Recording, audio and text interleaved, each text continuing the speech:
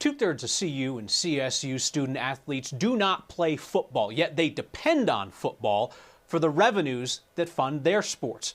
CSU is not going to play football this fall. Mountain West made that announcement this afternoon. CU and the Pac-12, they meet to decide tomorrow.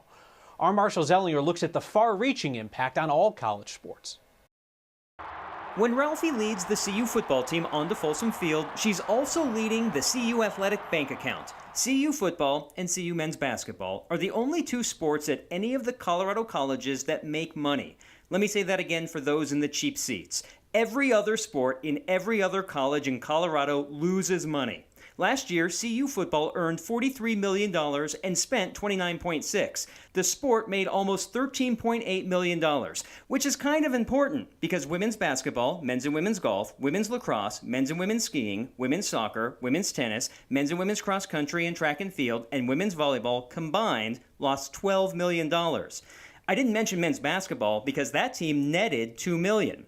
Even the most talented teams at CU are reliant on football. CU skiing has 20 championships. That's 19 more than the football team. Last year, skiing earned $456,000, but carved out of the account almost twice that. CU cross country has 8 titles between the men's and women's teams. Together, the teams earned $760,000, but ran through almost $3 million. The money is not really different in Fort Collins. CSU football is the big earner, $20 million, but last year spent $25 million. Men's basketball lost $3 million. Women's basketball down $2 million. The women's swimming and diving team created a small splash in revenue, $29,000. It cost almost $1 million to compete. As a CSU spokesman told me, it's a complicated financial structure, but suffice to say, a year without football would have significant financial impacts.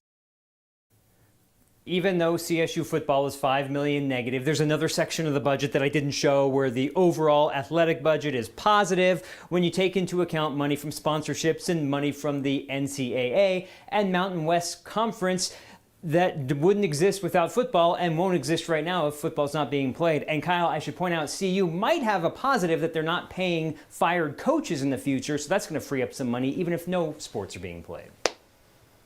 Hey, how about that? Thank you, Marshall.